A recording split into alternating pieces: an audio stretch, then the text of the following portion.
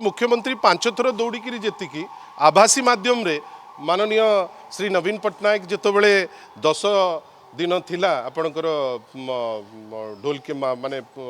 स्वर्गत ढोलकियांकर से समय रे आमे तो देखिलु लोक जीतिकी उत्साही माननीय श्री नवीन पट्टनायक अभिभाषण सुनिबापाई माननीय श्री नवीन बाबूंकर अपील सुनिबापाई कहीं तो आमे से अटैचमेंट देखिलु ना सेठी आमे आशा करूचे जानतु से समस्ते जानतु आम लोक भी जाउचंती सी भी जीवे कांग्रेस लोक जीवे किंतु वास्तव रे ए लड़ाई आमे जितबू आमे प्रस्तुत अच्छु एवं जहाँ आमे करूछु आमे एते थर जाकजमक रे बा एते देखैकरी काम करूना आउ आपण भाबुचंती जे जे सरकार अछि ताकू लोक ट्रस्ट करिवे बोध हुए